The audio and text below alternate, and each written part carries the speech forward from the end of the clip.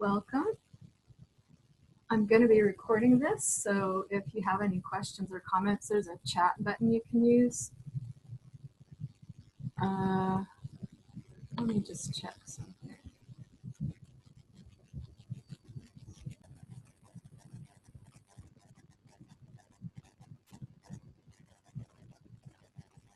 So welcome, folks. If you, I can see that you're,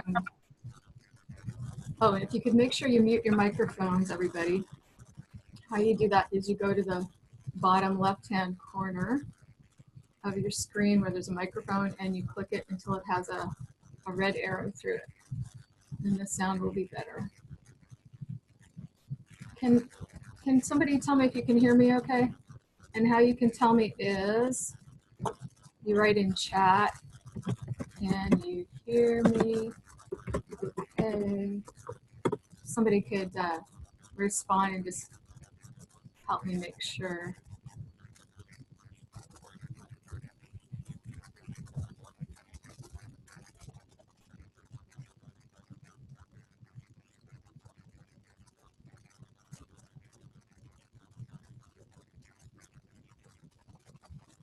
And I actually have just muted you all, so, oh good, thank you. I just muted you all, so you're all completely anonymous now for this, which I want because I'm doing a recording of this. So we're gonna start in about 1 minute. Thanks for coming. This is the Somatics on the Spectrum webinar, and it's gonna go for about an hour, and it starts in about 1 minute.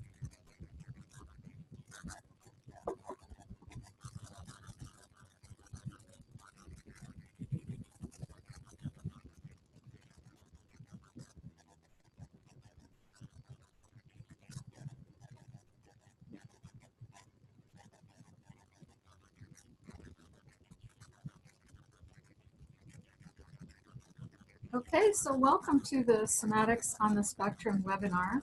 Welcome, everybody. I'm Vanessa Tarakali.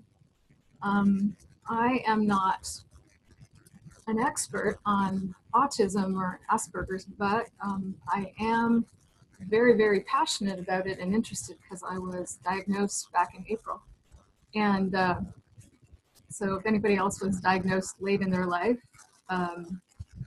hey, it's pretty intense.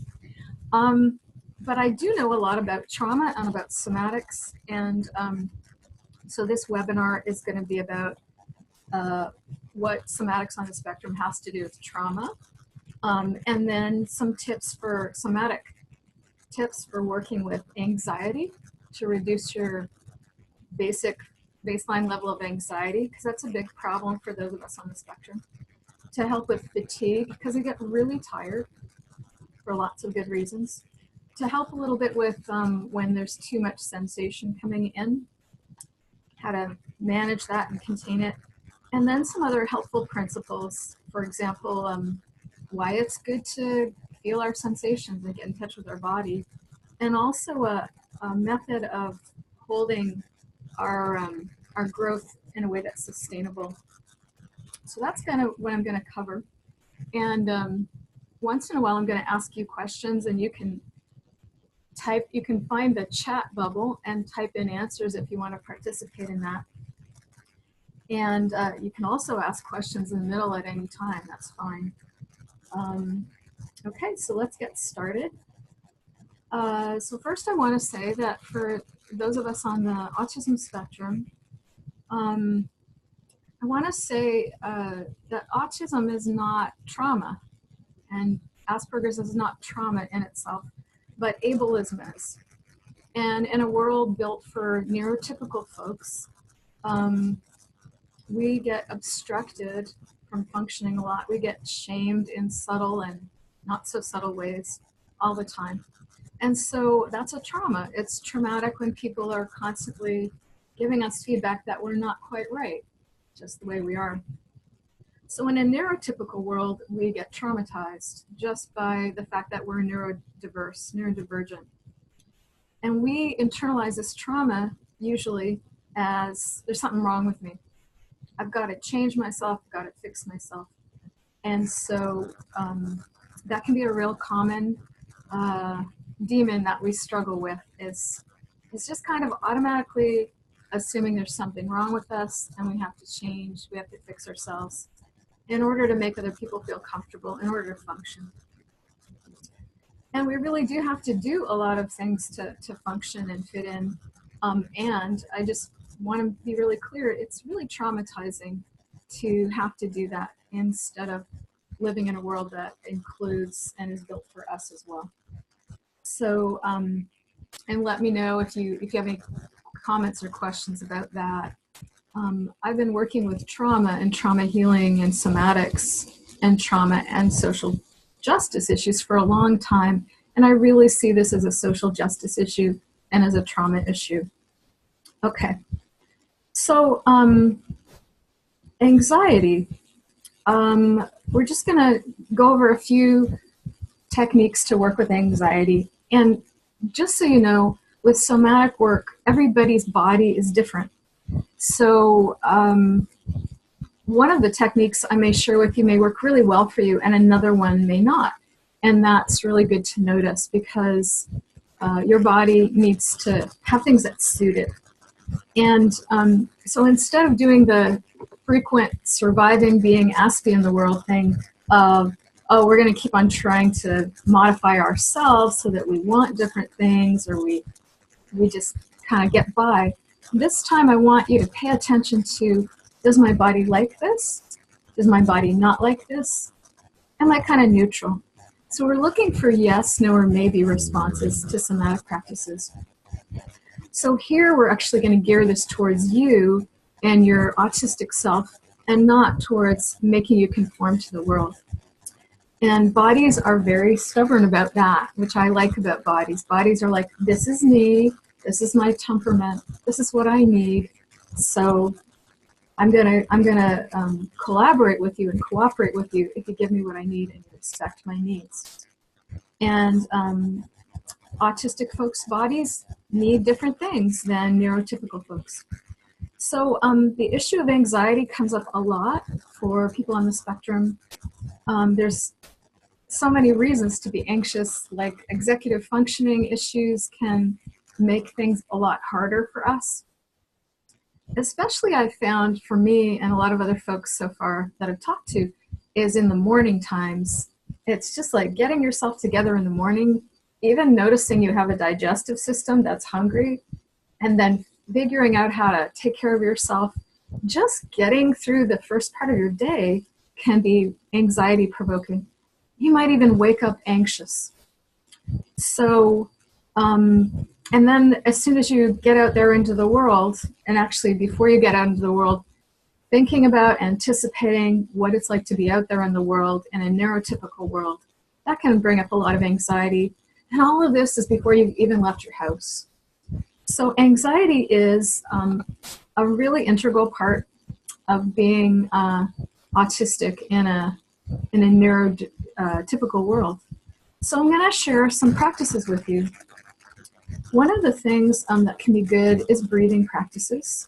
And remember that any practice I share with you, you get to try on, and you get to say yes, no, or maybe to. So let's just start with a simple practice, and take an extra deep breath in, and then let it out with a sound or a sigh. Just let it fall out your mouth. So there's more effort on the inhale, and it's just falling out your mouth on the exhale. So another one of those. And letting out a sound or a sigh can really help express some of your feelings, and you're probably having a lot of them when you're anxious. So one more time, and just start to notice if you like this or not. So practicing something 3 times can start to give you a sense of whether your body likes it or doesn't like it, or is kind of neutral about it. So notice how it feels to just do those 3 breaths. And if you like that, then do it again. Do another deep breath in, and when you exhale, let it fall out your mouth and let it just kind of go downward. So,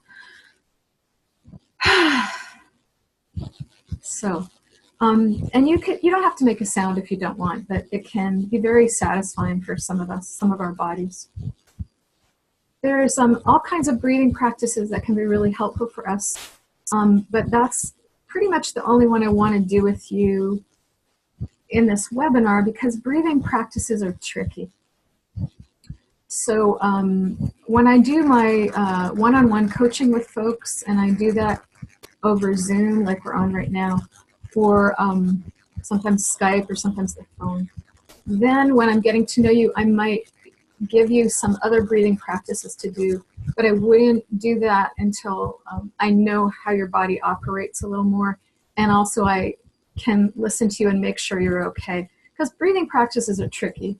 That one we just did is not so tricky, but breathing practices in general, it can have kind of unpredictable results. So anything else I share with you today, everything I share with you today is pretty safe to do on your own, unless your body tells you, hey, this is making me more anxious, in which case, don't do that one. My goal for you today is to walk away from this webinar with at least 2 or 3 somatic practices that you know work for you, that your body says, yes, I like that, and it's reduced your fatigue or your anxiety, or helped you know how you feel and what you want a little better. So another practice for anxiety is a containment practice, where you put your arms around your head. And before I do that, I just want to say containment practices are just a way of giving your body a sense of holding or containing that make the body feel cozy or safe. Another way of putting it is it gives your body a sense of boundary and coordinates, so that you're not just like amorphously floating around space, but you're actually somewhere you can locate yourself and you can rest in that space. So here's a containment practice that you can do on your head, and you want to put your forearm across the top of your head, and then put your other forearm around, and then you can make this box around your head as tight or as loose as it feels good to you. And if this is hard on your arms, just give me a second. I'll share another way to do this. But for now, you want to make a box around your head that's cozy and snug. And then you want to check in after you've been doing it for a few seconds to find out if it's a yes or a no or a maybe for your body. So just notice as you're doing this. And when you get a chance to type, let me know if this one was a yes or a no or maybe for you. And just know there's no right or wrong answer to this. It's about your body and what works for you. Now, as I do this, I just feel a little more settled, especially in my head. I feel like my thoughts are a little more relaxed. And I just feel cozy. My preference is to do this lying down in bed. I like that best.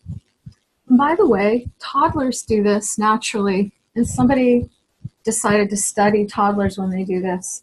And they put electrodes on their head and kind of did a before and after thing. And they found out that toddlers are literally kind of rebooting their systems, kind of completely like recycling things and rebooting their systems when they do this, so that they become refreshed. So another way to do this practice, I'm just trying to see if I can find a scarf or something.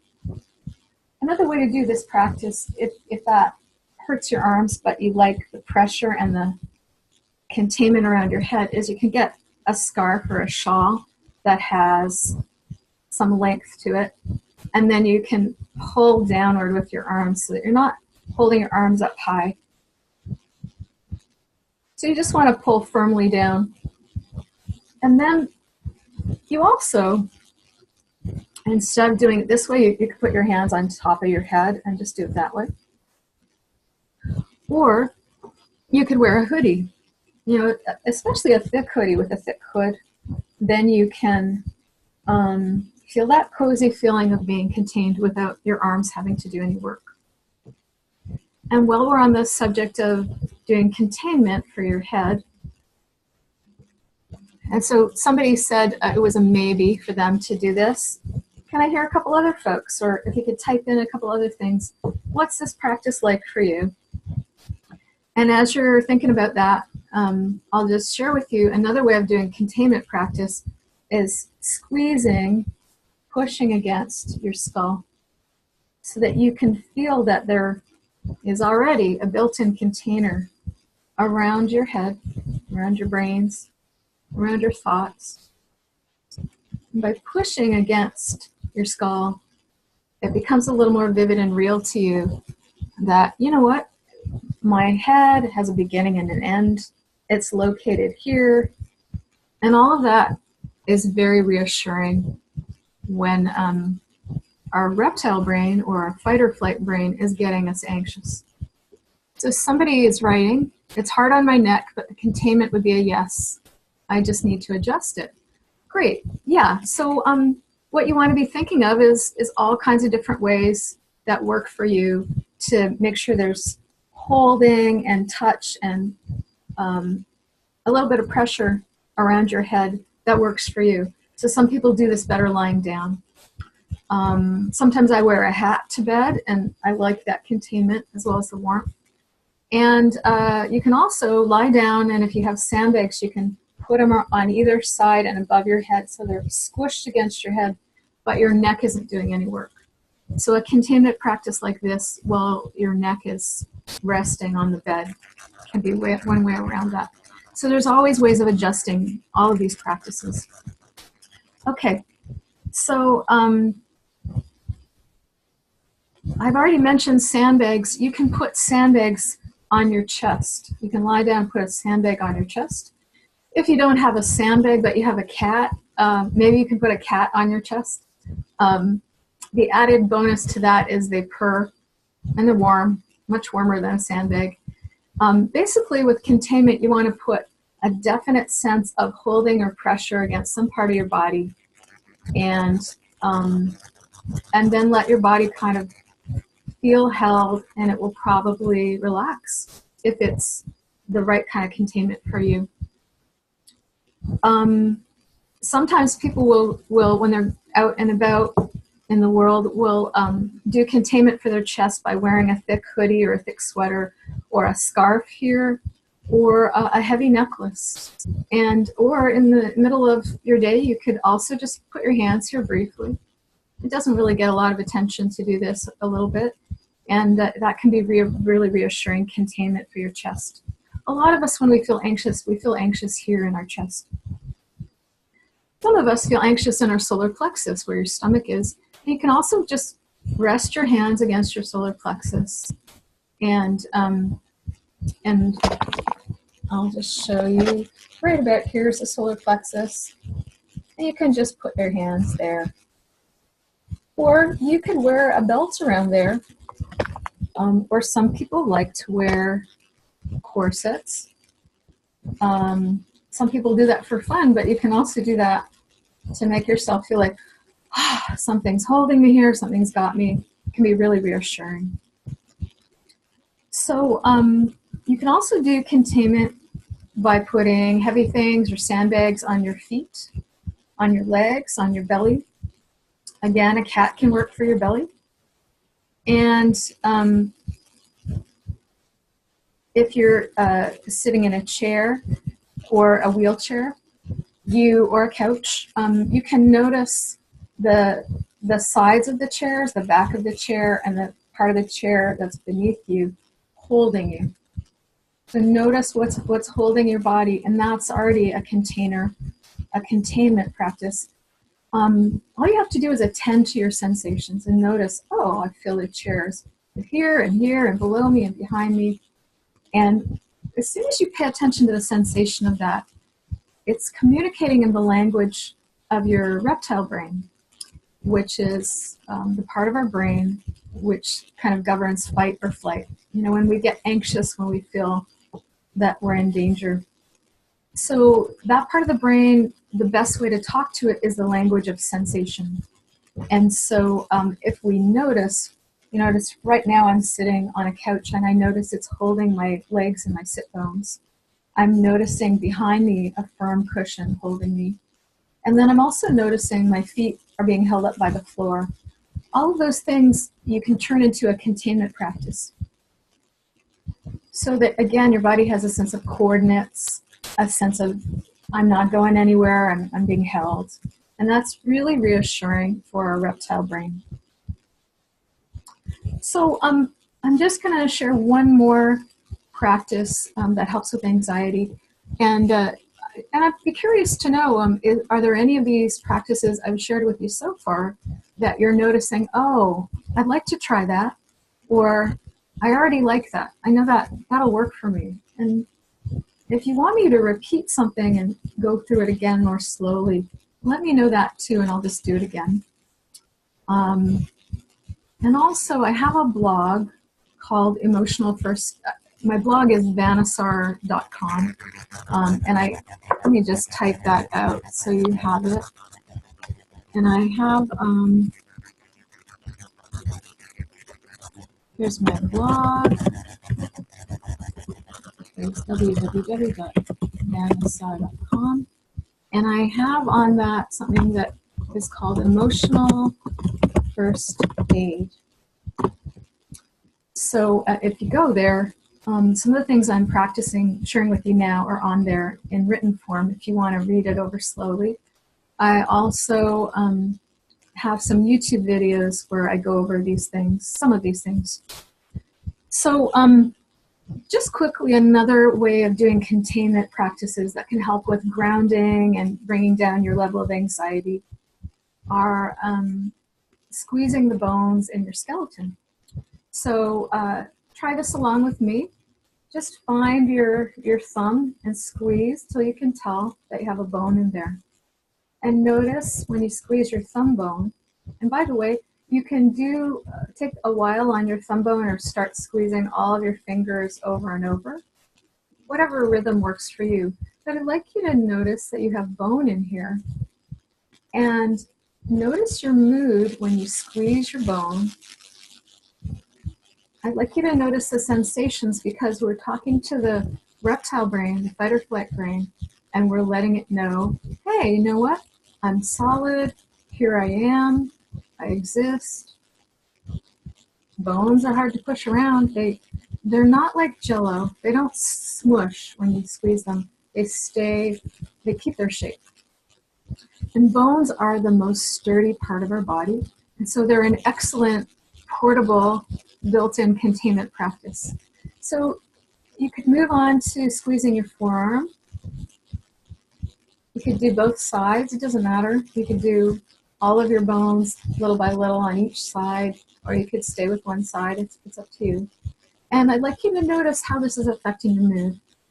And notice if squeezing your bones so far is a yes or a no or maybe for you, for your body.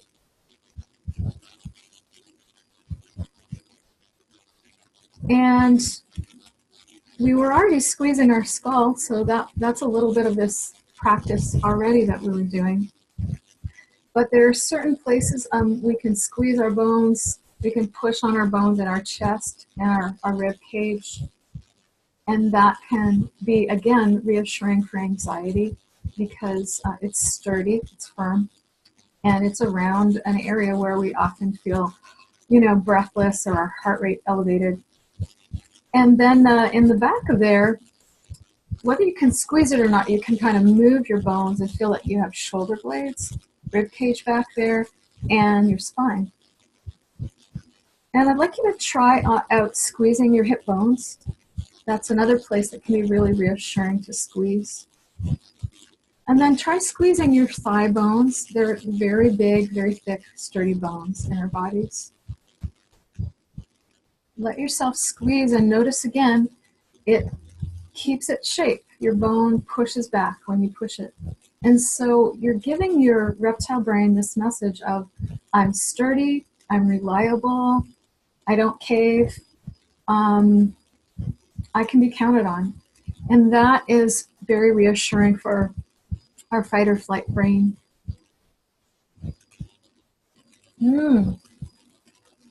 Somebody says, I love the containment. I also wear a little beanie hat to contain. Yeah, the more you find out about containment practices, the more you find out you're already doing them. You've already thought of some ingenious way to contain your body, and your body likes it. And this way you can kind of go, wow, I'm so smart. My body is so smart. I'm already doing this. And then you can deliberately do it a little more often if you know that you're having an anxious day or you have something difficult coming up. You can be a little more proactive about it. So pretty much everybody has containment practices they do. They just often haven't realized that they're doing them.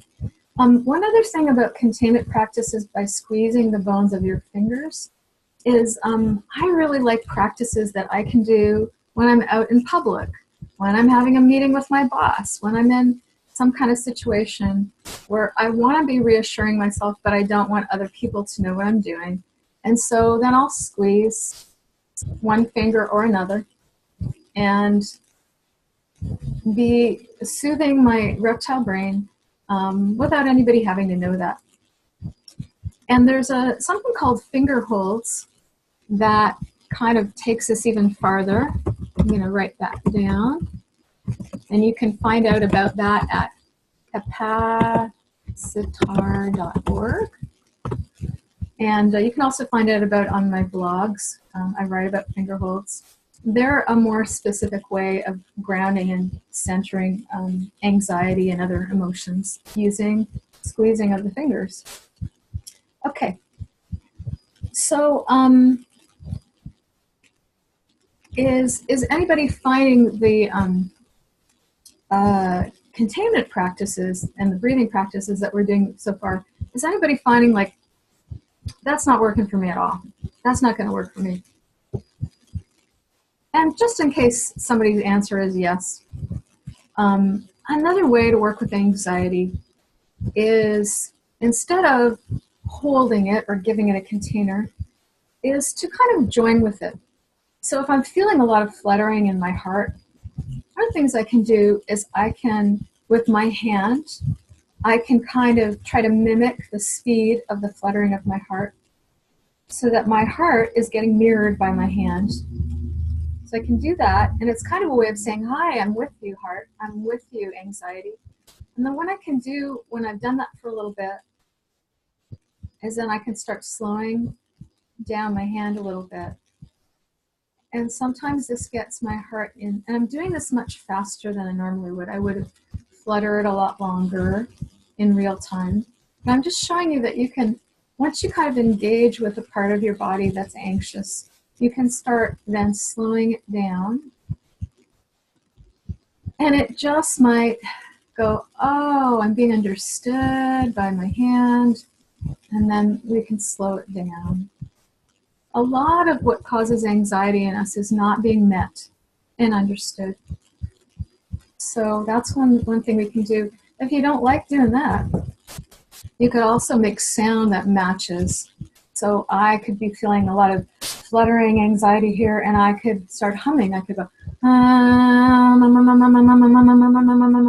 I could try to match the speed and the quality, maybe even the mood of what's going on here.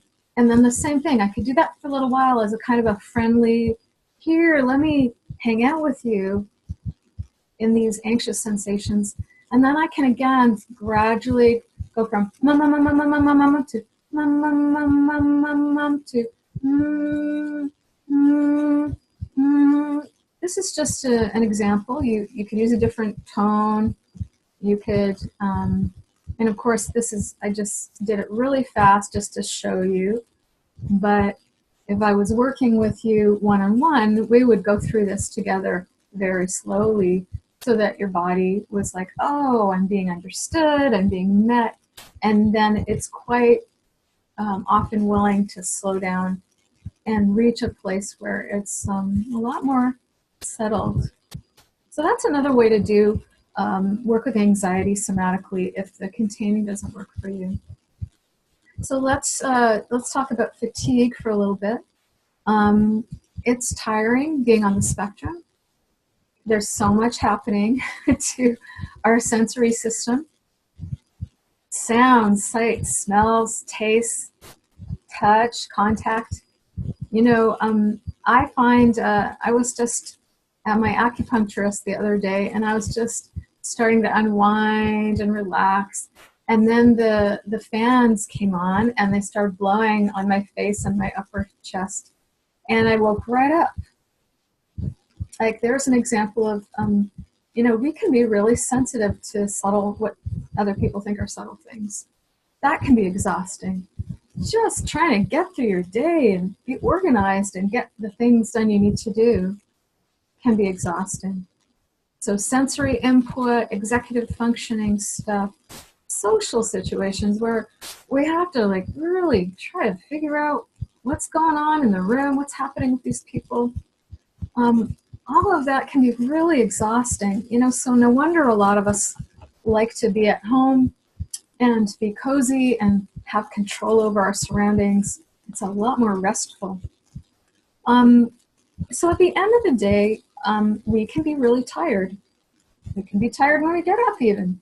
So I want to just show you some ways to give yourself a little rest. So, and again, anything I ask you to try, you can say yes, no, or maybe too, okay? I'm going to ask you to try putting the heel of your hand on your cheekbone like this, and then cupping your eye. And do that so that it feels super comfortable. And then if this feels safe to you, and you'll be the judge of that, put the same thing, your this ridge of your hand on your cheekbone, cover your other eye. And now you've made two little caves for your eyes. And see what it feels like to just rest your eyes inside this cave. And some people prefer to do this lying down. I find it's restful even when I do it sitting up. Just gives my eyes a break. Now, if your body has to be hypervigilant, and a lot of us who are survivors of trauma, we can't just do this just any old time. You might want to do this when you're alone, when the door is locked, when you know nobody's going to distract you, and then just give your eyes a really good rest. You might not like touching your face with your hands, so you might want to put an eye pillow on here, or a scarf that's dark enough that it will cover your eyes and let your eyes rest from the light. But if you think about it, we are doing so much work with our eyes throughout the day, and then trying to navigate and see what's going on. Our eyes can be especially tired. Did anybody try that? How was that, to kind of cup your eyes? You can do a similar thing with your jaw. You can cup your hands around your jaw and just gently hold your jaw. You can do this sitting up or lying down. And as soon as I do this, I find a sense of warmth and relaxation happening in my jaw. So obviously this means my body really likes this. Your body may or may not. Since we're at the jaw, let's go back to containment for a second. You could also do a containment practice of squeezing your jaw in. That can also be very relaxing. Okay. So somebody's saying they like the jaw? Yeah. If you think about how hard our jaws are working, also we might be worried about whether we should say something or not say something. Should I censor that thought or should I say it?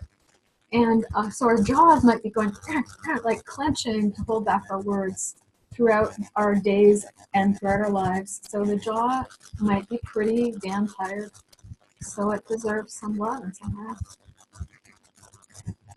So that's for fatigue.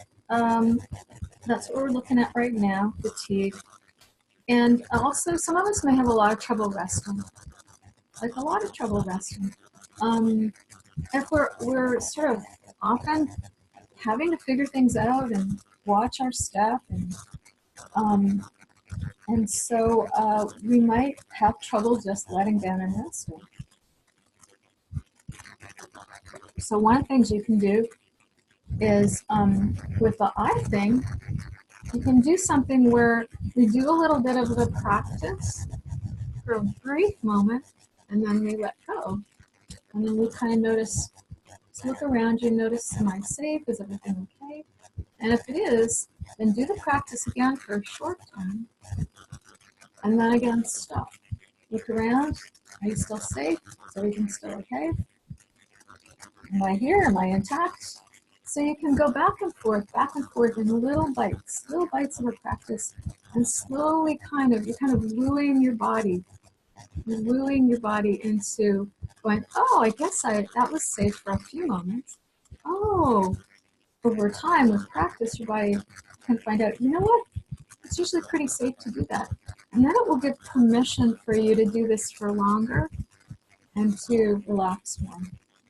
Another way you can do this is to, if it's hard for you to lean back and down into the support of a chair, for example, is you can lean forward deliberately and hold yourself very erect, and then slowly lean back and let yourself be held beneath and behind, and then go forward and up again, back and forth, so that first of all, your body remembers that, you know what, I can always do this if I have to. And second of all, it gives you just a little experience of resting back and down into the support of the chair behind you, beneath you. And it can slowly teach your body. You could also do that thing I said about, you do this for a little bit, back and down, resting, back and down, being resting, letting yourself rest, maybe even closing your eyes. Maybe for 1-2 seconds, and then stop, open up, erect and forward again, and just notice, am I okay? Is everything okay? I let down, I rested for a few moments, is everything okay? So if it is, then do it again for a bit, and then stop and check again. What you can do is gradually over time extend the length of time that you're back and down, and maybe even have your eyes closed. So you can train your body that it's safe to rest for short intervals of time, and then quite often what will happen is your body will rest for longer and longer periods of time. One of the ways that I personally learned how to do this, how to rest, is I started taking restorative yoga classes, restorative yoga. And those classes can be really good for those of us on the spectrum. If you have a good relationship with the teacher, usually the teacher will have the door closed, they'll kind of be looking over and guarding the whole room, and it's quiet in there, and the whole point is to be still and quiet and be in one position supported by props. And a teacher is going to come up and adjust your position so that you're even more supported. They quite often can do this without even touching you. They just move the props. The props could be a bolster or a blanket or a sandbag. And this can be a way to teach your body while you're being guarded in a very non-social interaction context, to teach your body permission to rest for a while. So it's something I recommend you trying out. Okay, so those are some practices for resting. How about when you're getting too much sensory input? So we want to make friends with our bodies, respectfully make friends with our bodies. So that includes, not arguing with how we respond to things. If you know that the sound in a shopping mall is going to drive you nuts, then, by all means, go ahead and wear some headphones or earplugs. Or you could have a strategy to get in and out of the mall as quickly as possible. Plan where you're entering, where you're exiting.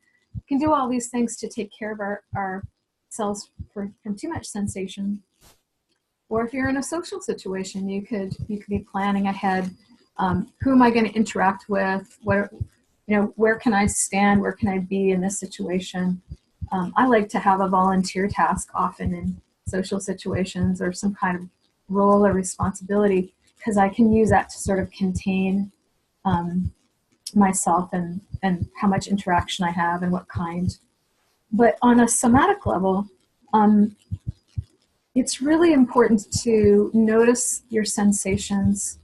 Notice when you're getting tensed up. Notice when you're feeling anxious or frustrated.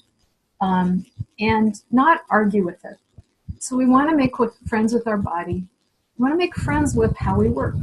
So you don't want to argue with this or say, oh, I wish I could be different. Well, you're not right now. Maybe there's ways you can flex on this stuff at another time. And that really is possible in my experience. But first you want to affirm the dignity and the safety of your body.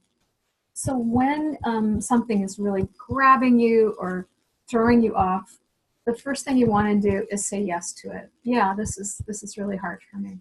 Yes, I don't like being in these sounds, these sights, these smells. You don't want to argue with it, you want to befriend it. That's a really great place to start, and that's a really important part of safety as well, of feeling safe and less anxious, bringing down that anxiety level. And when you notice that you're feeling, triggered by sensations, too much sensations, you can do some of these containment practices that we went over. That's something you could do that might help, might make you feel a little more settled. You can also practice drawing a yes around what your body's doing. So if my eyes are feeling overwhelmed by sensation, then I can just imagine drawing a yes around my eyes, whatever the sensation is there. Maybe they're tight, maybe they're darting around, maybe they're feeling kind of loose. And I can just draw a yes around that sensation, kind of like I'm saying, yes, body, of course you're being that, of course you're doing that. Drawing a yes is a way of saying to our bodies, I respect you, of course you feel that way, I'm here with you. We're not trying to argue with it, we're not trying to change it. And that can be, that in itself can actually relax some of our reactivity.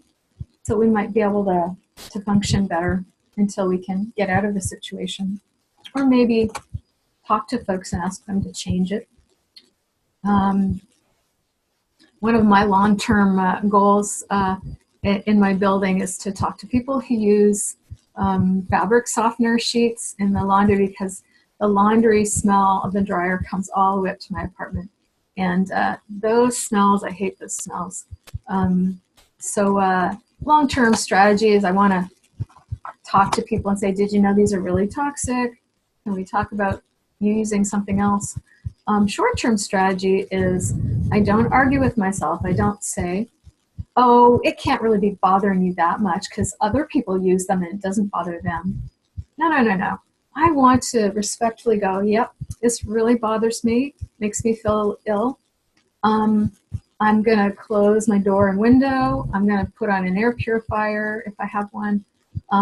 Or maybe I'm going to go out for a walk and get away from this. But I'm not going to argue with it. I'm going to go, yes, body, you know what's going on. That in itself can actually make us feel like we can cope a little better. Okay. And another thing we can do, a somatic practice, is we can imagine creating a bubble of space around us. And the funny thing is this can really work even if there are sounds or smells or behaviors around us that aren't changing. There's something about working with the body in this way that the body just builds in a little more tolerance. And so what you can do is you can just push your hands forward until your arms are fully extended. Start from close to your body and push your arms. And as you do this, you want to say aloud or silently, my space. This is my space. So this is my space from my chest to the length of my arms.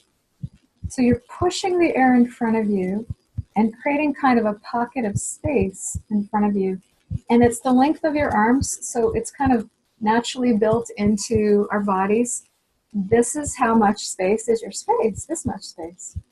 So I'm pushing outward and I'm going, my space. My space. I'm hoping you're trying this along with me. Try it enough to find out if it's a yes or a no or a maybe. Some people, because we're so not used to claiming our space or feeling like we have a right to it, some of us feel anxious to say my space.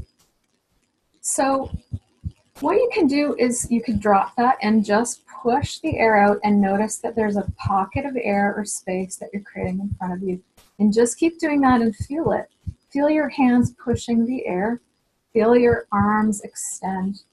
And feel how much space is your space in front of you.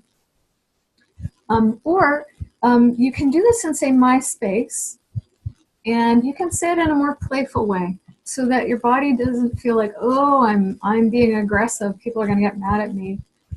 Instead, you can say it playfully. My space. My space. My space. So sometimes the tone of voice, whether it's silent or loud that we use, can help our body slowly, little by little, get used to owning our own space. It's the same as when we tried leaning forward and leaning back, leaning forward and leaning back. We can get ourselves used to claiming our space more and more by making it maybe a little more playful or not saying any words. On the other hand, some of us, this will work much better if we get a lot more emphatic about what we're doing. So just notice how your body responds when I do it like this. Back off. This is my space. Back off. Okay? So some bodies do better with it being much more emphatic and much more like, I am taking care of myself. You back away.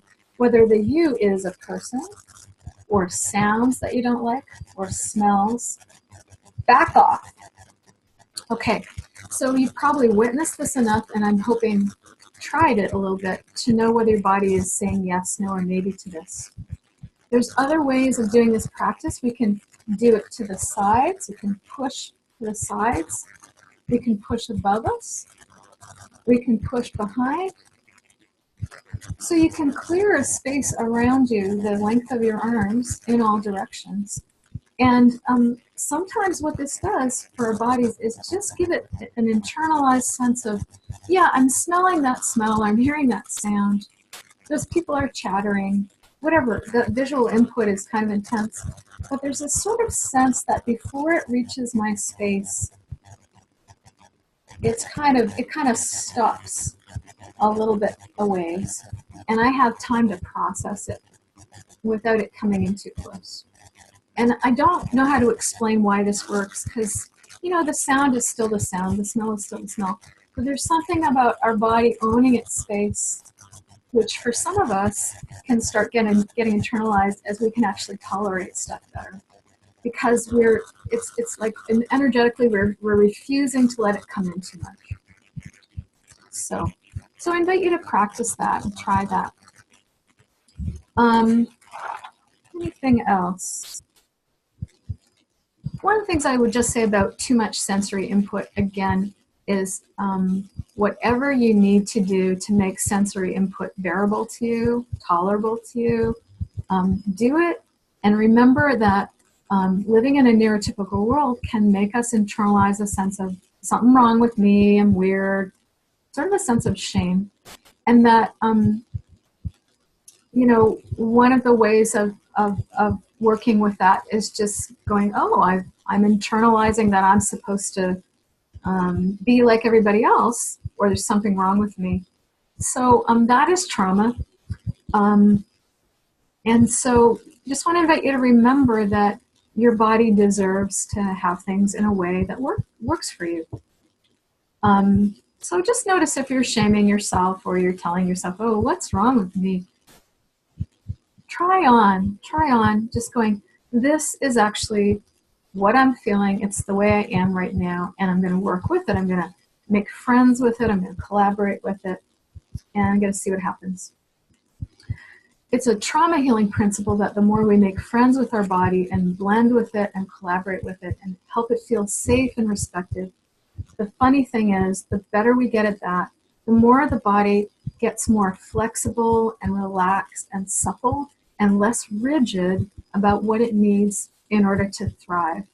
And so we can actually change what we can tolerate. We can expand our ability to tolerate more sensations or different sensations. The more we work with where we are, in a very respectful and friendly way and honor it, honor our body's boundaries, the more we do that as an ongoing practice, the funny paradoxical thing is the more we'll be able to handle and navigate, because our body will relax more, we'll feel more safe. It's kind of like if you know that you've got your back, I've got my back, then your reptile brain goes, oh, I've got my back, I'm pretty safe. And then all of a sudden it has more resilience to deal with, oh, I don't like that smell, but I'm okay. I don't like that sound, but I'm okay. Oh, that person just hugged me. Oh, it gives you a little more wiggle room to maybe say to somebody, to have the poise and the groundedness and the presence to say to somebody, hey, I don't really want to hug you, but I really want to shake your hand. I'm really happy to see you, but I don't want to hug right now. It's hard to even go there and find a diplomatic way of communicating our needs to others when we're really triggered. So what we want to do is over time befriend and respect and collaborate with our bodies so that we have more range of options. Does that make sense, what I'm saying? Anybody? You can type an answer if you... And if what I'm saying is not clear, could you also say, huh? Type that in and I'll try to say it another way. So a lot of us have such a problem with too much sensation that we learn how to numb out from our bodies a lot. And also trauma will cause people to do that.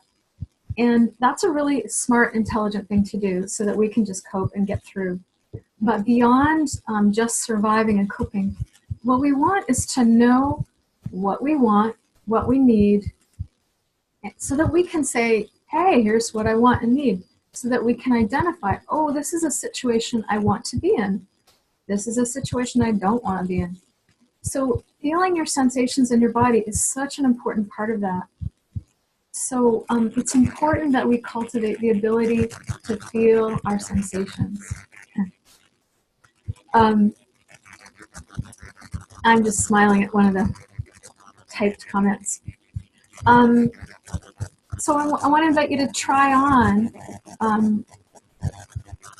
finding ways to slowly be in your sensations more and more so that you can know what you want, know what you need, and get to a place where you can ask for what you want. All of this is really important because a lot of us have been trained to just accommodate, adjust, and also to think that our wants, it's impossible to get them met, to think our needs are, they're just not like anybody else's, so why bother? And again, we can create this wonderful, virtuous cycle of feeling safer and more able to find out what we want and ask for what we don't want in a flexible way. The more that we make friends with our sensations. And this is just really a strong principle of somatic work that works really well with autism. So if you find this is making sense to you, I invite you to find out more about somatic work.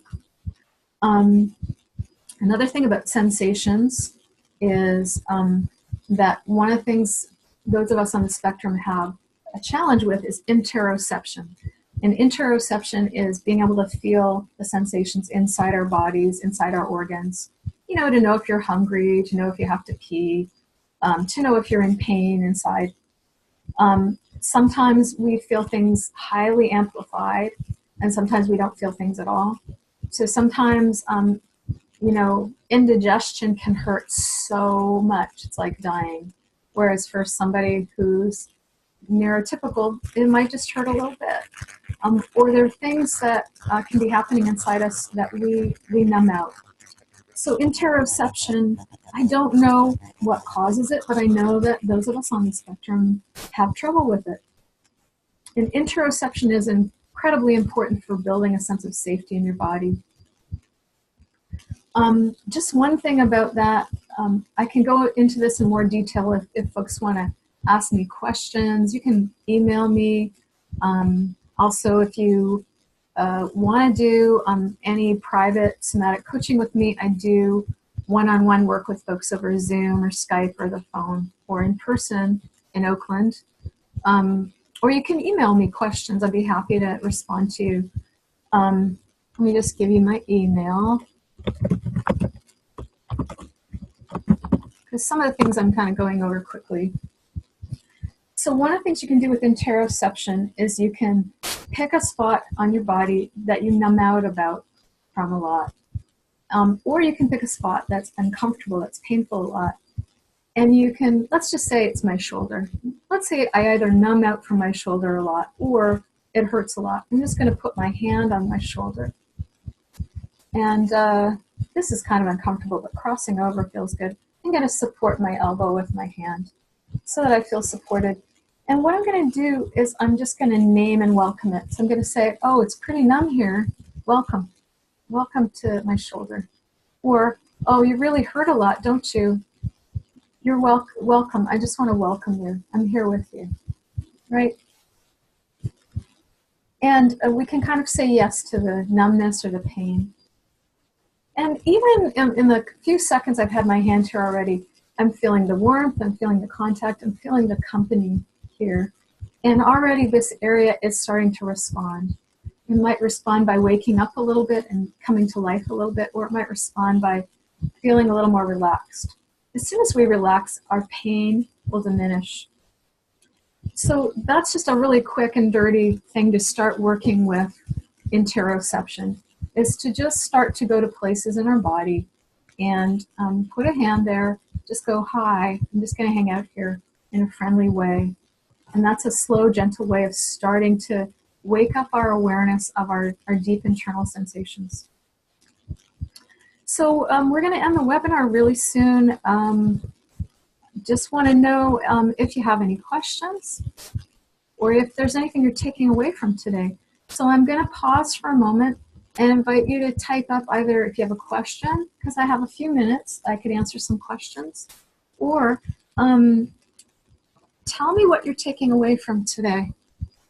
Any tools, any new ways of thinking about being autistic or Aspie?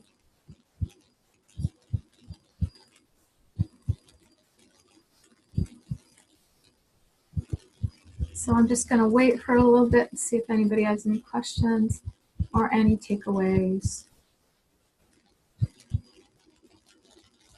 And so that this isn't really dull and dead air for folks, I just want to also tell you that, you know, if you have had a diagnosis recently, then, or if you haven't had it recently, but you just kind of know that you're healing or thawing out from trauma, the trauma of being in a neurotypical world when you're autistic, or the other kinds of trauma, that it's a slow journey of 2 steps forward, 1 step back, 2 steps forward, 1 step back, the healing process.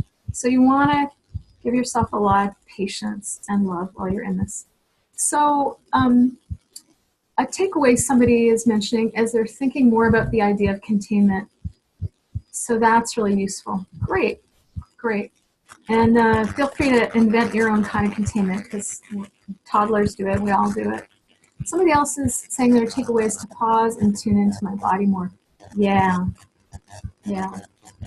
Really, anything that can also slow us down really helps with sensory input and trauma healing, by the way, slowing down. Somebody else said, I enjoyed all of it. The containment practices were really helpful. And your presence is soothing and healing. Thank you. I think I developed that because I was so anxious. Yeah. So let's see. Thank you so much for spending this time with me. I have recorded this, and I don't think I'm going to have to edit it much, so I will let you know where I'm going to post it. And somewhere in the future, I'm planning to create an online course that you can do in your own time, and this recording will probably be part of it. So it's going to be somatics for people on the spectrum. And, you know, so look for that in probably a few months. I'm also, a little sooner than that, putting out an online course called Trauma, Survivors, and Love. And you know, there's a lot of practices on my blog, Trauma, Survivors, and Love blogs. I've got 4 of those. That would also be pretty helpful. So check that out. Again, if you want to do any private work with me, let me know. Or if you don't want to, but you want to ask a couple questions, you can email me. And thank you so much, everybody, for being here. And we're going to say goodbye. Take care. It's been my pleasure to hang out with you. Yeah, I mean, somebody wanted me to confirm that names won't be used on this recording. They're not. They're just in the well, if I find out that it's showing up, I will edit that out. Yeah. Okay. Take care.